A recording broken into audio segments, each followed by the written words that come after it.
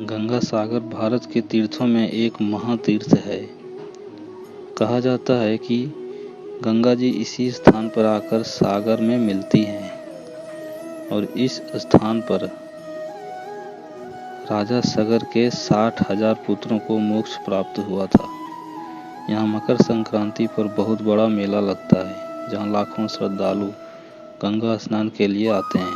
कहते हैं यहाँ संक्रांति पर स्नान करने पर 100 अश्वमेध यज्ञ और 1000 गौवें दान करने का फल मिलता है। भारत की नदियों में सबसे पवित्र गंगा नदी है, जो गंगोत्री से निकलकर पश्चिम बंगाल में आकर सागर में मिलती है। गंगा का जहाँ सागर से मिलने होता है, उस स्थान को गंगा सागर कहते हैं।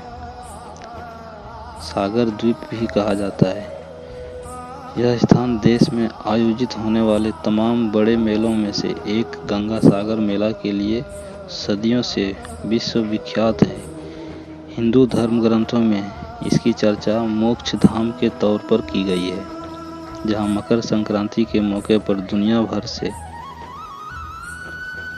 लाखों श्रद्धालु मोक्ष की कामना लेकर आते हैं और सागर संगम में पुण्य की डुबकी लगाते हैं। पश्चिम बंगाल के दक्षिण 24 परगना जिले में स्थित इस तीर्थ स्थल पर कपिल मुनि का मंदिर है, जिन्होंने भगवान राम के पूर्वज और इक्ष्वाकु वंश के राजा सगर के 60,000 पुत्रों का उद्धार किया था। मान्यता है कि यहाँ मकर संक्रांति पर पुण्य स्नान करने से मोक्ष का मार्ग प्रशस्त होता है। मान्यता यह भी है कि गंगा सागर की तीर्थ यात्रा सैकड़ों तीर्थ यात्राओं के समान है। हर किसी को यहाँ आना नसीब नहीं होता।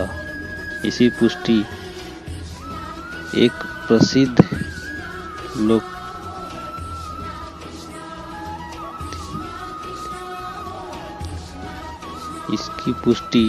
प्रसिद्ध लोकयुक्ति से होती है, जिसमें कहा गया है कि सारे तीर्थ बार बार गंगा सागर एक बार।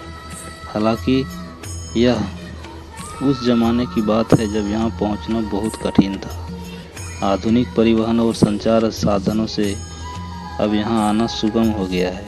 ऐसी मान्यता है कि ऋषि मुनियों के लिए गृहस्थ आश्रम या पारिवारिक जीवन वर्जित होता है, पर विष्णु जी के कहने पर कपिल मुनि के पिता कर्दम ऋषि ने गृहस्थ आश्रम में प्रवेश किया, पर उन्होंने विष्णु भगवान के समक्ष शर्त रखी कि ऐसे में भगवान विष्णु को उनके पुत्र रूप में जन्म लेना होगा।